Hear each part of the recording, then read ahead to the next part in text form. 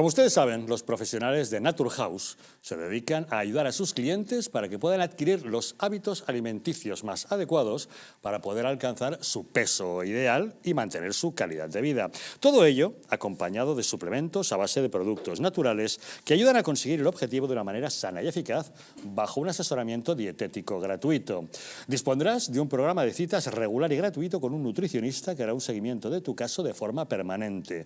Será tu guía durante todo el proceso para que consigas tu peso saludable y será también tu apoyo emocional. Tu nutricionista irá adaptando tu plan de alimentación personalizado a medida que vayáis avanzando en el tratamiento para asegurar que se mantiene tu salud y que alcanzas los resultados deseados. Pide tu cita gratuita en tu centro más cercano o solicítala online en su página web naturhaus.es.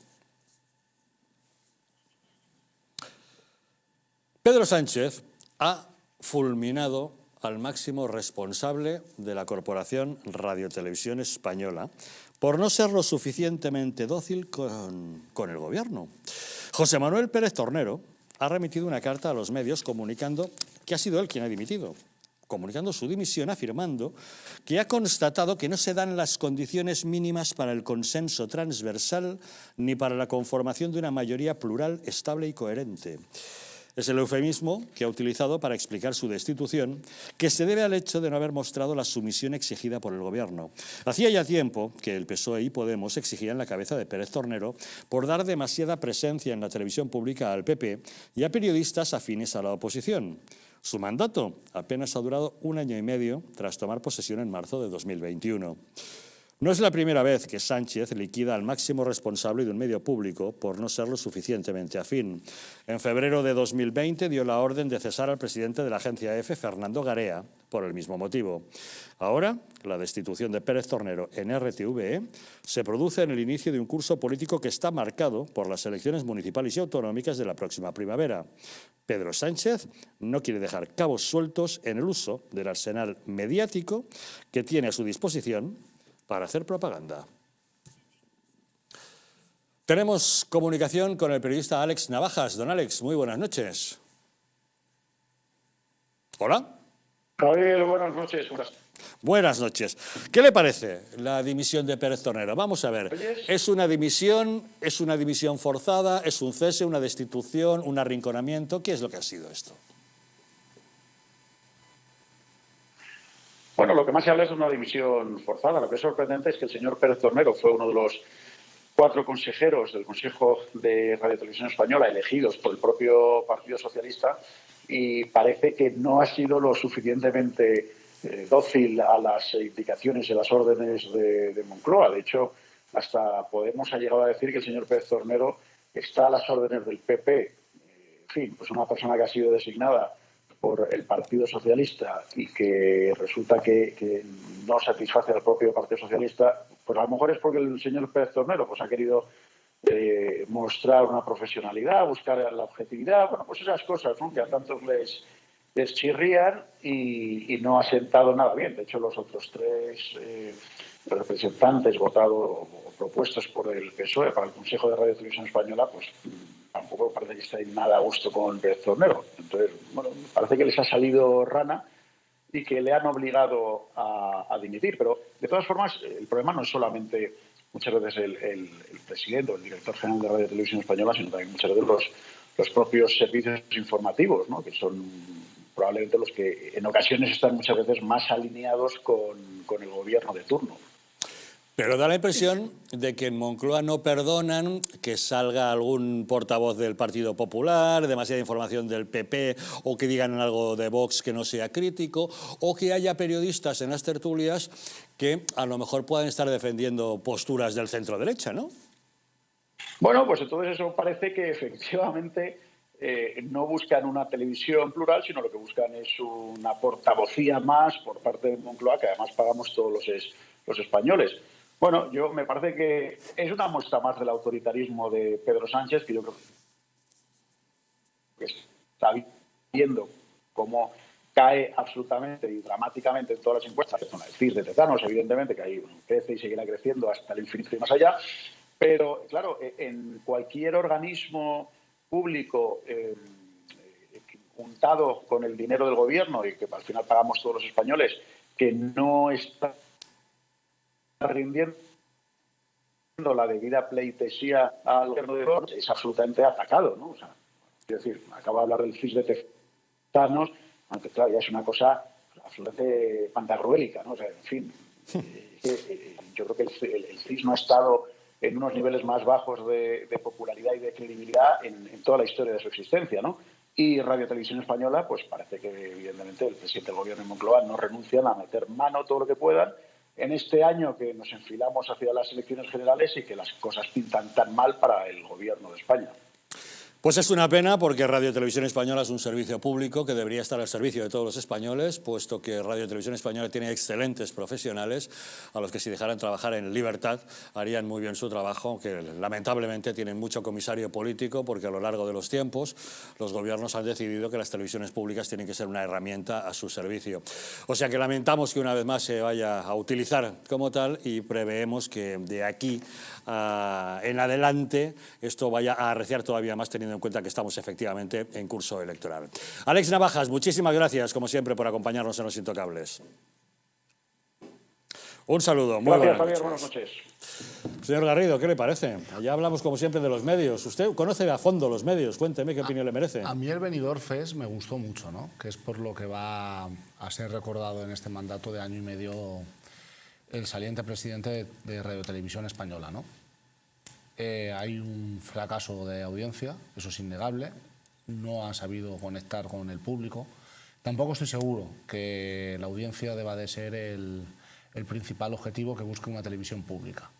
Pero bien es verdad que la lista de fracasos de audiencia con un presupuesto enorme en Radio Televisión Española a lo largo de su mandato es sonada.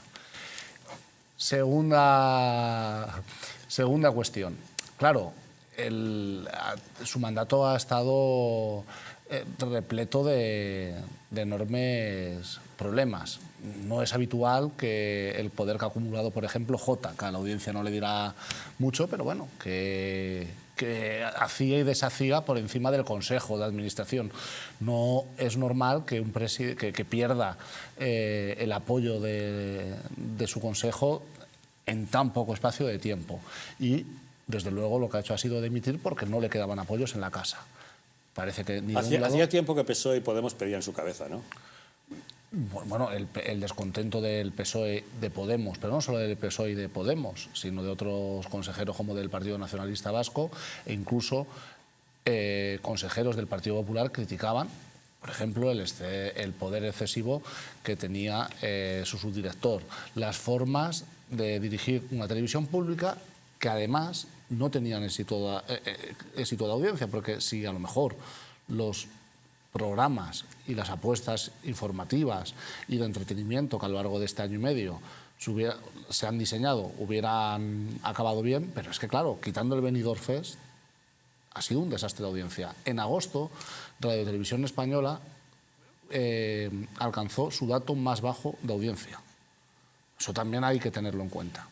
Y luego, bueno, a mí sí que me gustaría recordar una época, que creo que es la única de la España democrática, en la que en Radio Televisión Española los periodistas han podido ejercer con mayor libertad y que hubo un consenso entre el Partido Popular y el Partido Socialista, en la que no se manipulaba y en la que se intentaba ser independiente. Y los propios trabajadores de Televisión Española así lo dicen, ¿no? Y era la época en la que gobernó José Luis Rodríguez Zapatero y el presidente era Luis Fernández. Y yo creo que es importante recordarlo. Parece ser que no estamos en esa... Hay discrepancia de opiniones con respecto a eso. Hay gente que piensa que hubo otras épocas en Radio Televisión Española donde no se manipuló y se hicieron las cosas bien. Desde luego... Los que opinan eso son de una cuerda determinada y me parece muy respeto su opinión. Creo que fue pero respeto la opinión de otras personas también. Creo que fue una época buena en Televisión Española. Creo que Televisión Española ha tenido muchas épocas buenas a lo largo de sus 80 años de historia. Sí, pero bueno, Javier, tú te lo conoces muy bien. Sí, tengo un ligero conocimiento.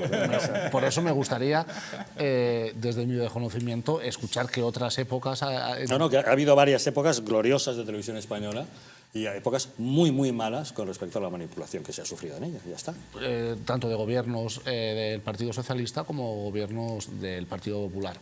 Me gustaría que que llegáramos a una etapa parecida a la de Luis Fernández, en la que la televisión española pueda dar cabida a todos los pensamientos, a toda la forma de pensar, que se dejara trabajar a los periodistas en libertad y que se apostara por la producción propia y no solo primando la audiencia. El problema es que si se prima la audiencia y tienes escasa audiencia, pues pasa lo que pasa. Dios te oiga, ojalá sea eso lo que ocurra. Bueno,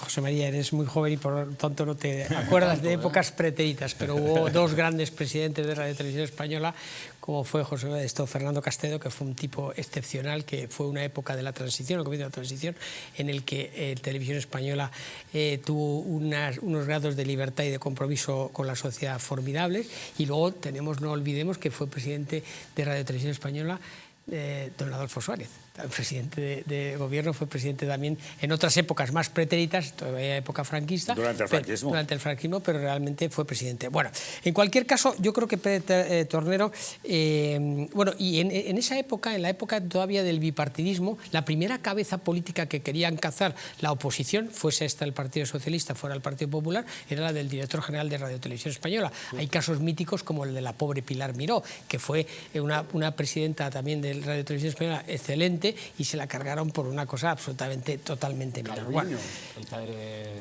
Calviño, exactamente. Le hicieron lo mismo que a Paco Camps. Exacto. Por unos trajes colgados en un armario. En este caso por uno.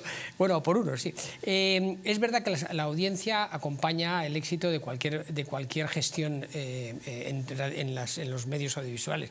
Radio Televisión Española, como bien mencionabas tú, este mes de agosto ha alcanzado el peor índice de su historia. O sea, la peor referencia de su historia, con un 8,1 de audiencia, que es terriblemente baja.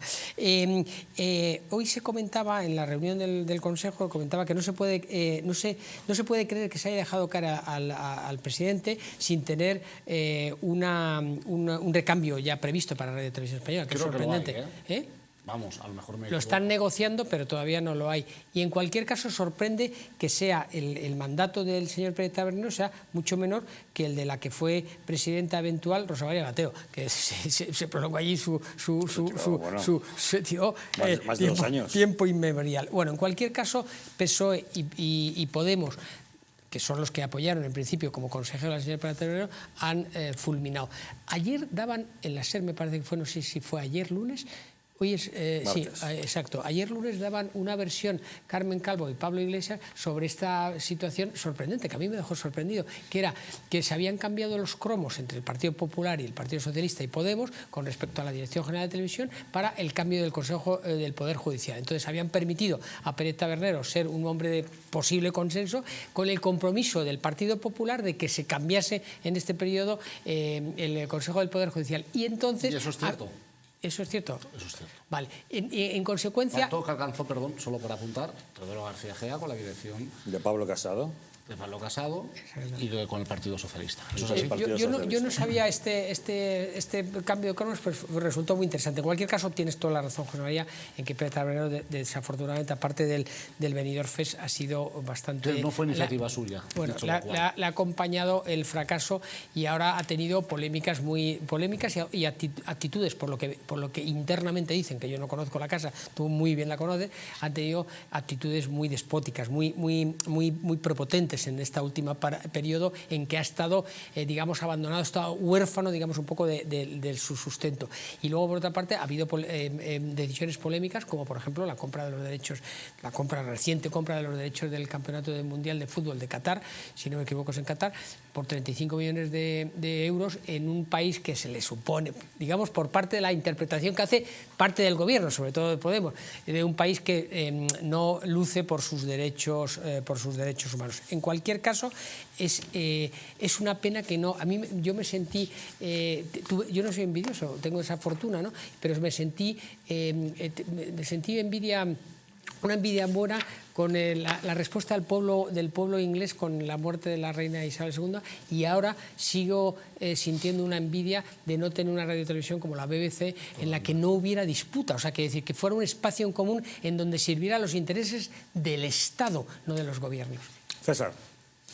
Yo tengo entendido que Televisión Española está pendiente por convocar otras oposiciones más para que entre gente, y por lo que me cuentan personas que están intentando opositar a las mismas, parece que eso es un teatrillo donde ya está todo decidido y allí solo van a entrar los que quieran los sindicatos, porque hay una serie de baremos y de triquiñuelas, digamos así, que lo van a justificar. Pero bueno, yo ya sé que esto que voy a decir no voy a coincidir con la opinión del director de este programa, porque él es Pues partidario adelante, de una dígalo, televisión que esto es un pública. foro de libertad y yo le escucho. Sí. Yo ya sé que él es partidario, si no tengo yo mal entendido, una televisión pública como la BBC, que fuera realmente independiente y tal. Pero claro, es que como Spain is different, y como España no es el Reino Unido, y como aquí no tenemos ciertos rudimentos de respeto a las instituciones como tienen en el Reino Unido, pues pretender que nuestra televisión pública llegara a ser como la BBC, dado el carácter español y las costumbres que aquí usamos, lo veo francamente difícil, si no imposible. Si no es independiente la Fiscalía, si no es independiente el Poder Judicial, si no es independiente el Instituto Nacional de Estadística, si no es independiente, en fin. Por ello, yo lo el que CIS. creo... Claro, pues ¿qué va a ser? Exactamente. Pues por eso y por otras muchas cosas, yo lo que creo es que Televisión Española tuvo su función de ser cuando se creó en los años 50, donde la inversión en una infraestructura de televisión era enormemente cara y compleja y era una tecnología de muy difícil acceso, y eso solamente lo podía hacer un Estado. Pero yo, como liberal en lo económico, suscribo una tesis básica, que es todo aquello que pueda hacer el mercado por sí mismo, que no lo haga el sector público. Porque el sector privado suele ser siempre mucho más eficiente y por lo menos además no le cuesta dinero a quien no lo usa. Y yo parto de la base, creo que tiene lógica, que la televisión no es un servicio público, o sea, no es un servicio esencial, aunque sea un servicio público. Sin televisión pública se puede vivir. De hecho, España es el país más antiguo, el Estado-nación más antiguo del mundo, y hemos estado más tiempo sin televisión pública que con ella, y España seguía existiendo, ¿verdad? Con lo cual creo que está acreditado que se puede vivir sin tener una televisión pública. Pero es que además en España no es que... ¿Puede usted vivir sin teléfono móvil y sin tablet? Sí, pero no son públicos, son privados. La humanidad ha vivido más tiempo sin teléfono público y sin tablet que el tiempo que llevamos con estos adminículos. Don Javier, tiene usted toda la razón. Pero hay una que gran como diferencia. dice cosas que no me han gustado, he decidido discutirle un poco, pero siga. Lo que estime oportuno, que para eso usted dirige este programa. Tiene usted toda la razón, pero hay una gran diferencia. Apple no es del Estado, es una empresa privada. Pero siga. Y genera beneficios. Televisión Española, si no recuerdo mal, nos cuesta 1.400 millones de euros de presupuesto todos los años, si no me falla la memoria. Entonces, y ya con esto termino. 445. ¿Perdón? 445 millones de presupuesto este año. 2022. Claro, de aportación pública, pero luego los canon de las televisiones privadas que tienen que pagar, las teleoperadoras que tienen que pagar el canon para el mantenimiento de Televisión Española, el presupuesto total, con independencia de cuánto se aporta vía presupuestos generales del Estado y cuánto se obtiene de otras fuentes de financiación establecidas por ley, donde se obliga a las operadoras de telefonía a pagar un canon para mantener Televisión Española, lo cual yo creo que, siendo una operadora de telefonía móvil, ¿por qué narices una compañía privada tiene que, por ley y por obligación, pagar para mantener la televisión pública? Es decir, yo soy totalmente enemigo de la existencia de medios de comunicación públicos, y más hoy en día, porque es que hoy en día no solamente están las plataformas de televisión de pago por demanda, está televisiones como esta, por ejemplo, que también es privada, están todos los canales privados. Es decir, el sector privado ya puede asumir la función de crear contenidos audiovisuales de todo tipo y de toda condición, de toda orientación, sin que tenga que intervenir el Estado. Y teniendo en cuenta además el coste que suponen para las arcas públicas el mantenimiento de esos medios, porque al año, luego están las televisiones autonómicas, que nos estamos fundiendo otros, si no me falla la memoria, otros 1.800 millones entre todas las televisiones públicas autonómicas que tenemos en España. Y por tanto, como diría la izquierda, oiga, ¿cuántas consultas médicas se podrían pagar con lo que cuestan las televisiones y radios públicas? Porque también podríamos ir a ese debate, si es legítimo destinar el dinero público a hacer televisiones o a pagar pensiones, a lo mejor. En Valencia, cuando el Partido Popular, por cierto, cerró Canal Nou, el entonces presidente de la Generalitat Valenciana lo dijo muy bien: no hay dinero, ¿qué prefieren ustedes? ¿Sanidad o televisión? Y lo cerró. Yo el otro día, cuando veía cómo la BBC retransmitía el funeral de la reina Isabel, comprendí lo importante que para un país puede resultar una televisión pública, si está bien gestionada y si se deja trabajar a los periodistas con libertad. Imagínate una televisión pública que sirviese para difundir la cultura española, la cultura y la lengua. ¿Vio usted la transmisión de la boda del rey don Felipe con doña Leticia en televisión española? Sí. ¿Vio usted la transmisión de la boda de la infanta Cristina con doña Iñaki Urdangarín? Sí. Esa la hice yo, por cierto. Sí, sí. ¿Ve usted la transmisión de doña Elena? O sea, yo ahí en la televisión pública no, mostró pero- el gran músculo. Pero que Javier, es capaz de tener. si estamos de acuerdo, si yo Es no... que ha mencionado los Juegos Olímpicos de Barcelona, hablamos Perfecto. de ellos. Si yo no- Le podría hablar incluso de otras muchas cosas. La primera cumbre de la OTAN que se celebró en España, aquí, no esta de ahora, Sí, sí, sí. que ya es la última y que se ha hecho como se ha hecho, pero es que ya hubo una primera hace años en la época de Aznar. Si yo no dudo del fin. yo no dudo del músculo de Televisión Española y de esas retransmisiones que fueron excelentes. Es que como ha mencionado la No, boda, no. el funeral de la Menciono reina la Isabel. última porque muchos de nosotros y de los telespectadores la habrán visto. Y se evidencia, una vez más, que este es un ejemplo más reciente, lo importante que una televisión pública, ante un acontecimiento que interesa al país... Y no solo eso, evidencia la importancia de una televisión pública, de un sentimiento patriótico, de unos símbolos nacionales, de un respeto nacional. Fue todo el respeto a un pueblo y a una tradición lo que vimos en ese funeral. Coincido. Entonces, como creo que es muy importante y creo que el español es una lengua con enorme potencial, más si cabe del que tiene, y creo que Televisión Española a nivel internacional pues también se puede convertir en un gran, o volver a convertirse en un gran difusor de nuestra lengua, de nuestra cultura, de nuestras tradiciones, ¿por qué no decirlo? En una televisión que esté alejada del partido de turno que gobierne en cada momento, que ofrezca al telespectador información de servicio. Ya digo, que no creo que tenga que primar la audiencia, pero sí la información de servicio. Pues yo creo que es un gasto realmente asumible y que puede traer mucho más beneficios al país que apueste por una televisión pública como la BBC que no apostar por ella. Y además creo que hay que ofrecer, hay que pedir ese servicio público, ¿no? Yo siempre defiendo, por ejemplo, que Televisión Española emita la misa, por ejemplo, los domingos. Eso es un servicio público. Es un servicio público a muchos enfermos, a muchos ancianos. A muchos que no ancianos, a pueden- muchas personas que no pueden salir de casa y que quieren ver la misa. A lo largo de los años ha habido intentos de eliminar la transmisión de la misa de los domingos y ha habido que tener negociaciones de altísimo nivel para poderla mantener, puesto que es un servicio público. Pues igual que defiendo eso, defiendo que Radio Televisión Española pues preste especial atención a movimientos culturales a lo mejor minoritarios, a movimientos musicales que no son tan populares como pueden ser la música que emite en la radio. Sobre todo a la marca España y a la historia de España debería prestar mayor atención. Que creo que se puede apostar por una muy buena afición, porque Radio Televisión Española se sintoniza en muchísimos países del mundo y que creo que puede difundir nuestra lengua y nuestra cultura. Y creo que ese gasto sería mínimo en comparación con los beneficios que podría obtener España, y de verdad lo creo, porque además una televisión pública sirve, como decía Javier, para articular un país. Yo creo que he criticado antes algunas cuestiones de este mandato, creo que otras cosas se han hecho bien. Por ejemplo, que Televisión Española, que la televisión estatal tenga una programación, será mejor o peor, pero creo que la idea es buena, que tenga una programación en catalán, en Cataluña. ¿Eso ya es a TV3? No. ¿Duplicado? No.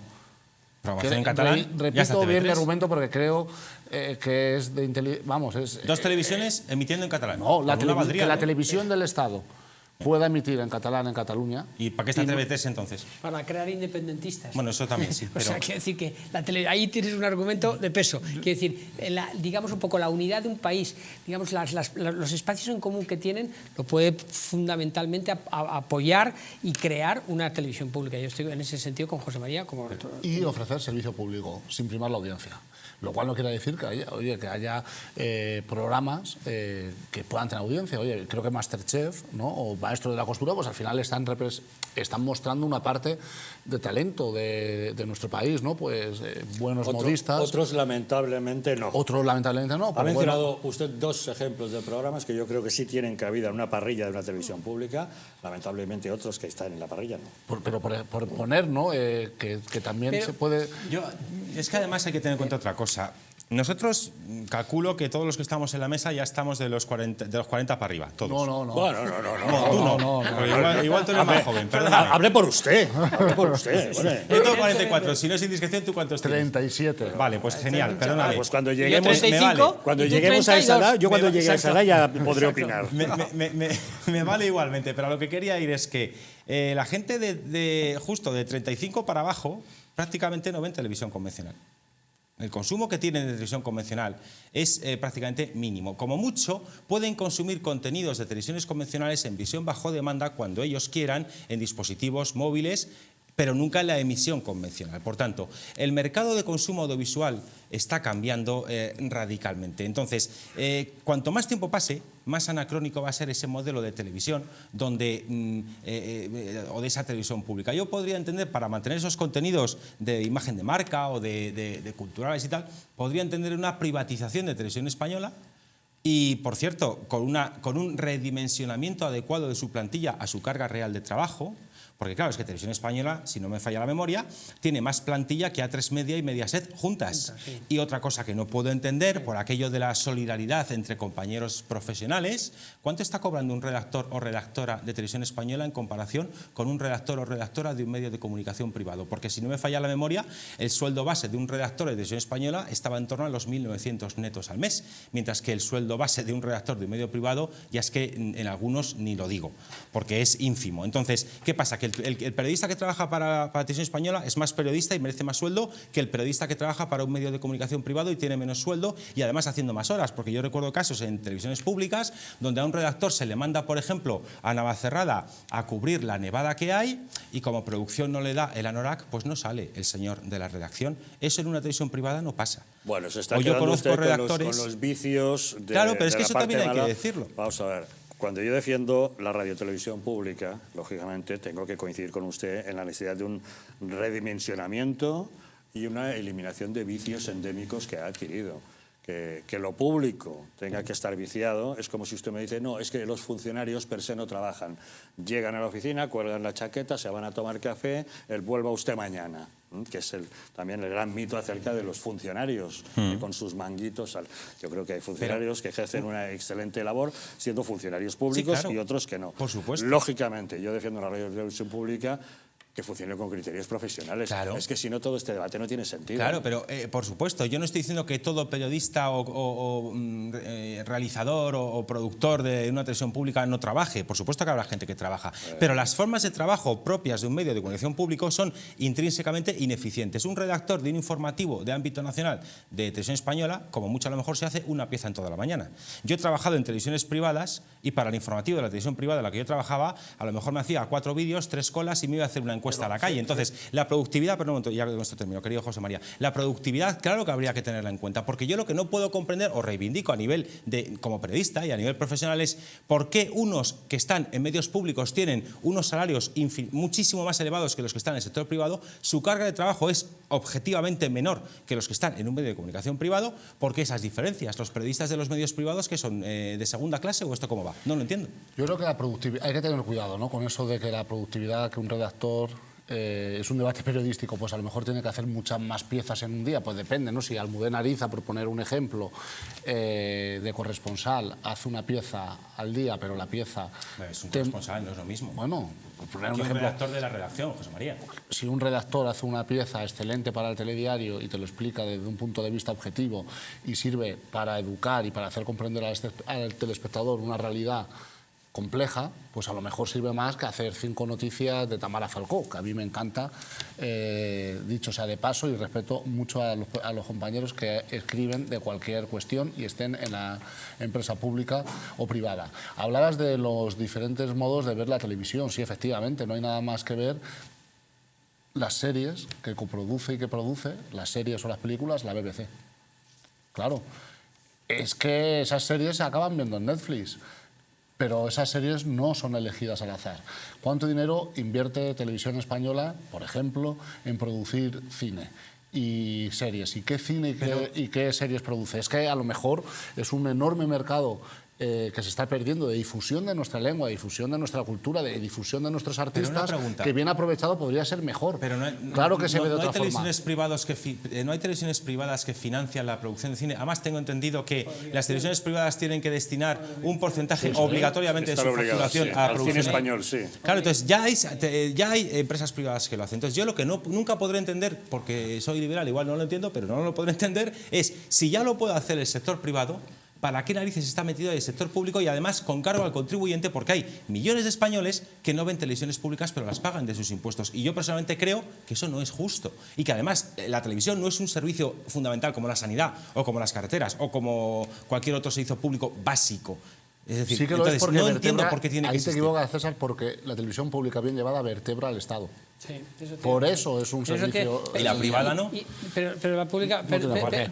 La privada permíteme- puede estar emitiendo 24 horas Gran Hermano, no pasa nada. Permítame hacer lo que tú decías, que hay productos, hay programas, mejor dicho, en la televisión pública que daba la sensación que decías que no deberían estar en Que parrilla. no se justifica que esté en una televisión No, pública. yo de ahí disiento. Es decir, España y los ciudadanos españoles son cada uno de su padre y su madre. Es decir, yo jamás he visto, no lo he visto, pero no porque me estoy tirando aquí, digamos que me estoy poniendo como si fuera intelectual, que no lo soy, pero yo jamás he visto Sálvame. Pero defiendo la posibilidad de que exista Sálvame, tanto en una pública como en una privada. Pues Porque yo no estoy de acuerdo de que porque un producto porque- como Sálvame esté en una pública. ¿Pero por qué no? Porque para eso están las privadas. Bueno, pero a lo mejor... Se justifica la existencia de la pública Sí. más en el tema de los documentales, películas, programación, cosas blancas, creativas, de calidad. positivas. Pero es que no podemos, es que entonces en ese sentido, es decir, estás segmentando a población. Hay población que no puede ver documentales porque no tiene interés, porque no tiene capacidad, No, pues, o por lo que no tiene educación, o vete tú a saber. Pero tiene todo el derecho del mundo a que su televisión pública... Ya sabe usted qué es lo que pasa con la a la 2. televisión pública. Todo el mundo la ve. Sí, exacto. Los Y tiene las documentales de audiencias que animalitos de la tiene. 2, todo el Sí. mundo la ve, pero las Y que audiencias tiene- no lo reflejan. Exacto. Porque coincide con la hora de la siesta. Pero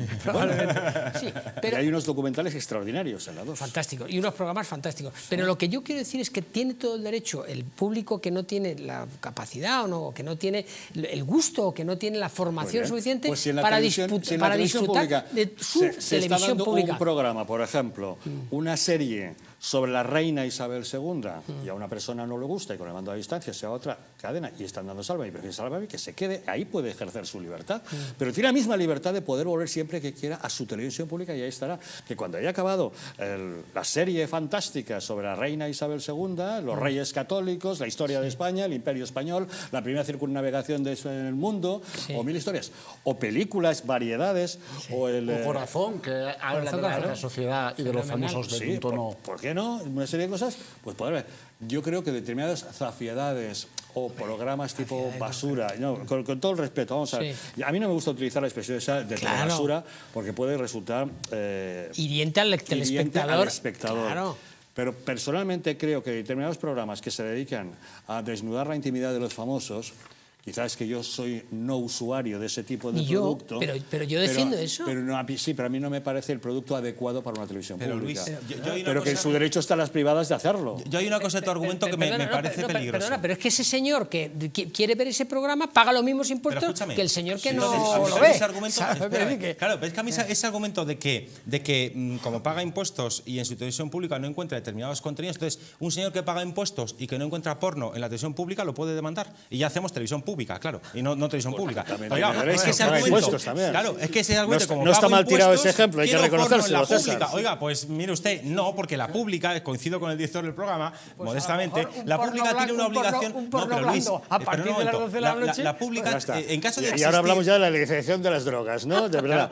Modérese, don Luis, que no son horas. La pública, en caso de existir, tiene un deber de ejemplaridad y de calidad en los contenidos. Y emitir determinados programas donde los intervinientes no hacen más que insultarse, hablar de amoríos y de cosas inconfesables y bajunas, pues eso, en una televisión pública, pues yo no, coincido con el director, no tiene sentido. O sea, yo Y si no ponemos porno en la pública también, No, pero ¿o no? pongo un antecedente que los profesionales de la televisión pública hacen programas de esas características con mucha calidad. Había un programa que yo tampoco veía nunca, que me parece que era los sábados o los domingos, que se llamaba Corazón, Corazón, no me acuerdo, en la televisión Y que es pública, un- que trataba de temas de revistas del corazón, Con y gran lo trataba calidad con una y con calidad muy buen y además gusto. con una presentadora que era Cristina García Ramos. exacto, que era maravillosa, Correcto. maravillosa. Quiero decir que en ese sentido, pues hay Pero una- Luis, que eso no es Sálvame. Tú has defendido un programa Es que no tipo tiene Sálvame nada en que versión ver. española. Corazón, corazón, con Sálvame, nada sí, que pero ver. tampoco tiene que ver aquella época con esta. Entonces ahora los... Sí, hay que adaptar, tienen que quizás Es que un adaptarse programa al tipo lenguaje. Sálvame en televisión española no sería Corazón, Corazón, sería Colocón, Colocón, una cosa así. Bueno, claro. vamos a dar una pequeña pausa y volvemos corriendo porque aún nos quedan unos minutos para hablar de algo que hoy ha llamado la atención a muchísimos. El anuncio de Chimo Puig de bajar impuestos después de lo muchísimo que había criticado a Isabel Díaz Ayuso por hacerlo y a los varones del PP territoriales que habían seguido esa misma senda que Ayuso, que hasta pidió a Sánchez que les penalizara a todas esas comunidades que bajasen los impuestos, que las penalizara dándoles menos fondos del Estado. O sea que pausa y hablamos de ello.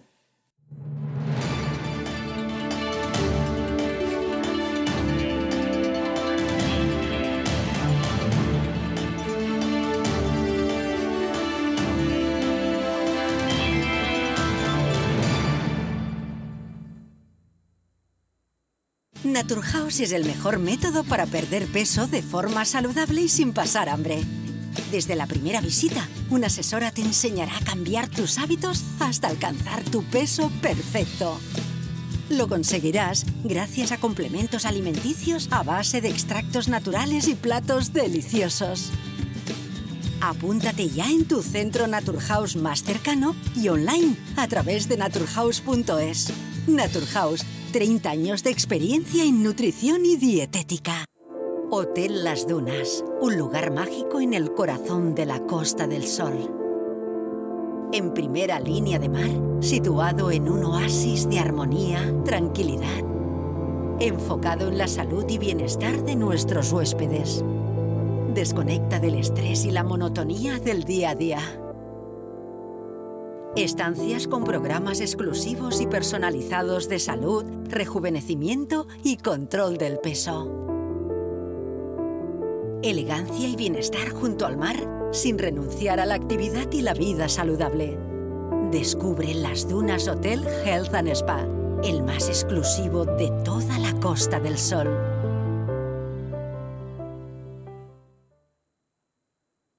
Estás a solo unas horas de que parafarmaciamundonatural.es te haga llegar tu pedido con regalo incluido. Más de 25.000 productos de las principales marcas. Te esperamos.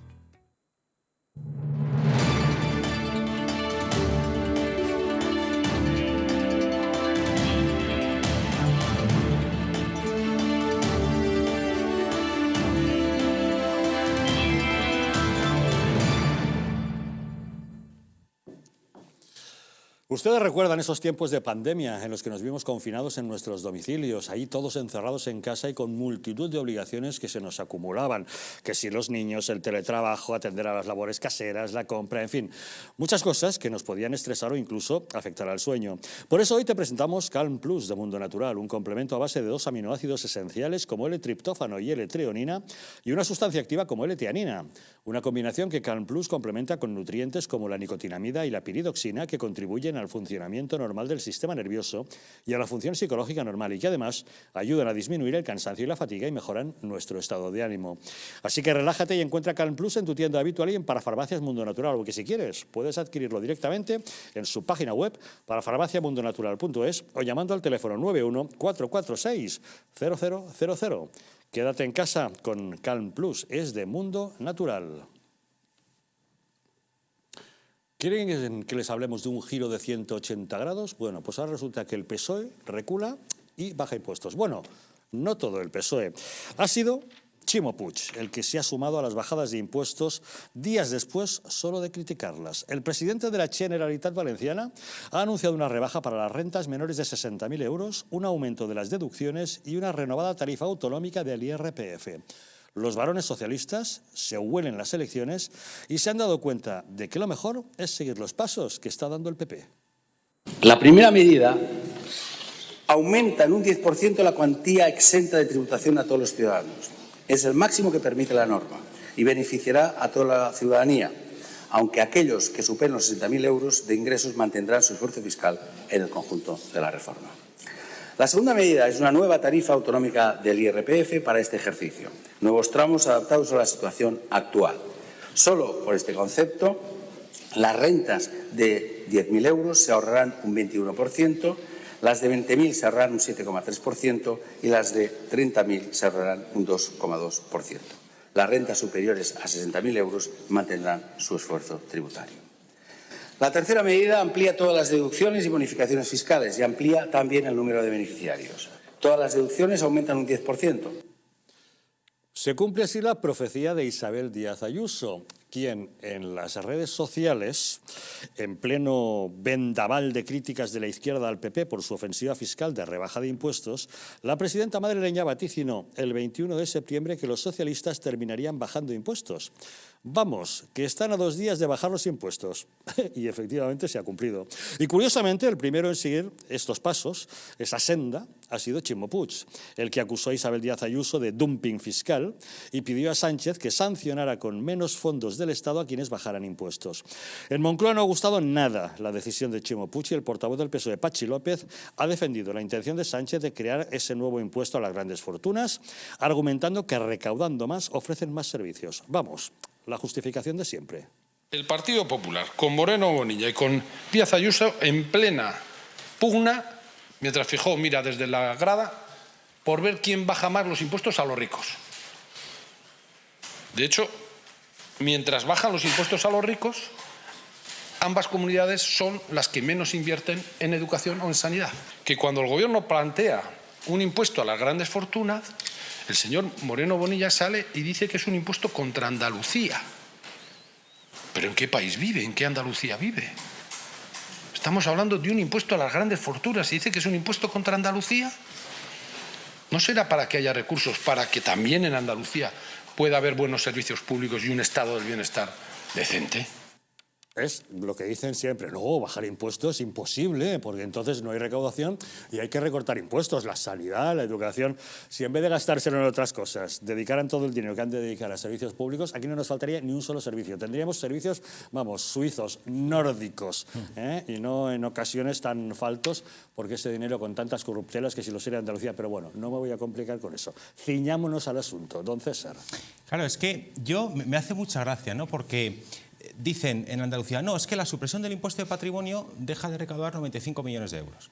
Claro, pero es que la supresión del impuesto de patrimonio se compensa luego con el incremento de actividad económica, porque esas personas que dejan de pagar patrimonio tienen más renta disponible para invertir y crear puestos de trabajo, para expandir sus negocios, para hacer otras muchas cosas que mueven la economía. Cuando el dinero está en el bolsillo de quien lo gana con su trabajo, por cierto, lo usa mucho mejor que los servicios públicos, dinamiza la economía y eso crea empleo. Por tanto, la bajada de 95 millones de euros de recaudación en Andalucía por la supresión del impuesto de patrimonio se puede compensar perfectísimamente por el incremento de la recaudación por IRPF, por ejemplo, en caso de que eso contribuya a crear empleo. Pero por otra parte, la misma izquierda, que tanto se preocupa por las consultas médicas que se van a dejar de dar con 95 millones de euros, es la que no se preocupó por las consultas médicas que se dejaban de hacer con los 630 millones de euros dilapidados en los ERE, entre otras cosas en burdeles y en coca, ¿verdad? Entonces, aquí cuando vamos a preocuparnos por cómo no se pueden mantener los servicios públicos por bajar impuestos, lo cual es falso porque las bajadas de impuestos aumentan las bases imponibles, es decir, generan economía y se acaba recaudando más. Por ejemplo, Madrid resulta que aporta todos los años en torno a 82.000 millones de euros en impuestos que se recaudan en Madrid, de los cuales solo se quedan aquí 19.000. El resto va para el resto de España. Madrid contribuye con el 72% del presupuesto al Fondo de Solidaridad Interterritorial. Por tanto, el impuesto de patrimonio, suprimirlo, está bien, porque además el dinero es de la gente, sea mucho o sea poco. Hay una diferencia, ¿no? Mira, la reforma fiscal, la rebaja de impuestos para ricos de Moreno Bonilla en Andalucía afecta a 20.000 personas. La de que hoy ha hecho el presidente de Valencia afecta al 93% de la población. Aquí en Madrid se habla de que han bajado mucho los impuestos. Bien, si alguien cobra menos de 12.000 euros, 0 euros se le ha rebajado los impuestos. Si alguien cobra... eso es el 30% de la población. Porque no pagan impuestos. Si alguien cobra... Los que cobran menos de eso no pagan impuestos. Si alguien cobra menos de 60.000 euros, 5 euros. Eso sí, quien cobra al 7% de la población más de 60.000 euros, la rebaja es de 4.500 euros. Es que el problema, el PSOE no ha dicho de no bajar los impuestos, ha dicho el que cobra menos de 12.000 euros cobra menos de 60.000 al mismo tiempo.